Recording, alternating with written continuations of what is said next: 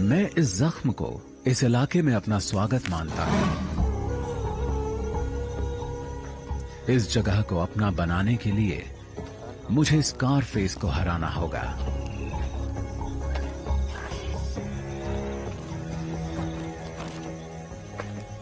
सबसे पहले तो मुझे इस जंगल को समझना पड़ेगा, जो जितना मैंने सोचा था उससे कहीं मुश्किल है।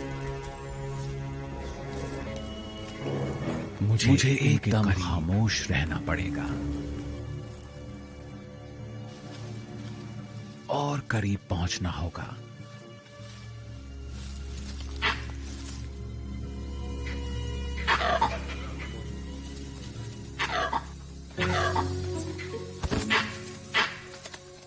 कमाल है,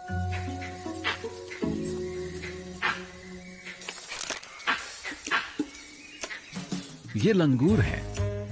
मुझे इन जानवरों से नफरत है। ये वाकई जंगल का सिक्योरिटी अलार्म है। कोई भी शिकारी दिखा नहीं कि ये चिल्लाने लगते हैं, और मुझे तो इन्होंने 1.5 किलोमीटर दूर से ही देख लिया। चिल्लाहट बंद नहीं होगी। इस लंगूर को यहां फैंग कहा जाता है, और इसकी वजह भी है। ये गैंग का मुखिया है। तुझे अंदाजा भी है कि मैं तेरे कितने भाई भतीजों को खा चुका हूं। ये छोटे छोटे बंदर बड़े ही शरारती हैं, जबकि मैं इनका शिकार भी नहीं करता। ये हिरण इतने नजदीक हैं कि लगता है मैं इन्हें पकड़ ही लूंगा। मुझे इन बंदरों से छिपने का कोई तरीका ढूंढना होगा, लेकिन ये आसान नहीं है। मेरी खाल इतनी अजीब है कि मेरे लिए यहां खास तौर पर अब शिकार करना एक बड़ी चुनौती बन जाता है, क्योंकि कबीनी में सूखे का मौसम चल रहा है। पेड़ों की पत्तियां झड़ चुकी हैं और जंगल को सूरज ने सुखा दिया है। तो मैं सबको अलग ही नजर आ जाता हूं। मेरे शरीर पर भी धब्बे हैं, सभी तेंदुओं की तरह, लेकिन मेरी बाकी फर काली है। यहां के ज्यादातर तेंदुए मेरे जैसे नहीं दिखते। इसके पीछे एक वजह है। मेरी बात समझ में आई?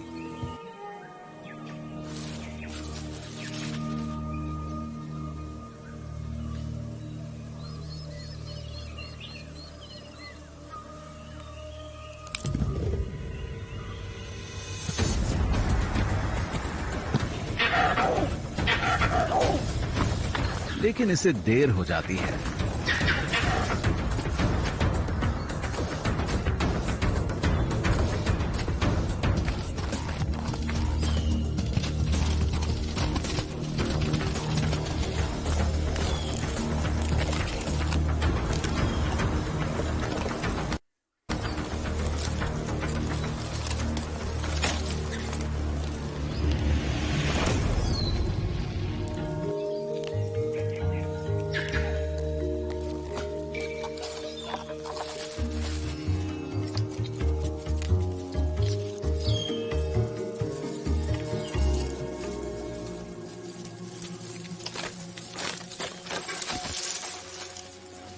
ऐसा तो नहीं हो सकता कि ये पेड़ से नीचे गिर जाए।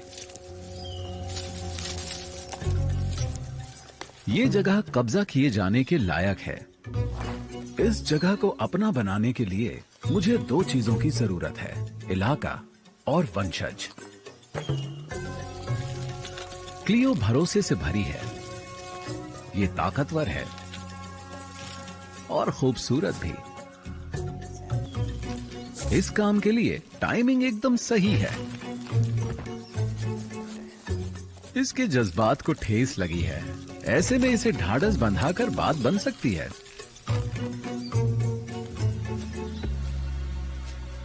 तो मुझे मौके का फायदा उठाना चाहिए।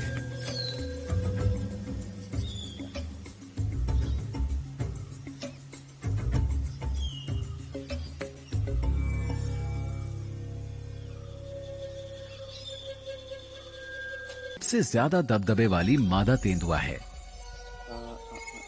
और इसीलिए ये इसके साथ है। स्कारफेस के साथ। ओह, इन दोनों की तो दाल भी गलती लग रही है। ये दोनों एक ही पेड़ पर हैं।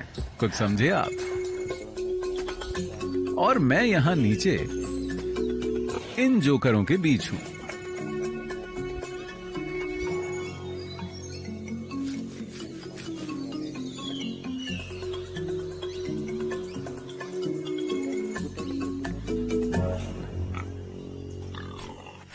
फिलहाल इस बात को लेकर कोई शक नहीं कि यहाँ का राजा कौन है।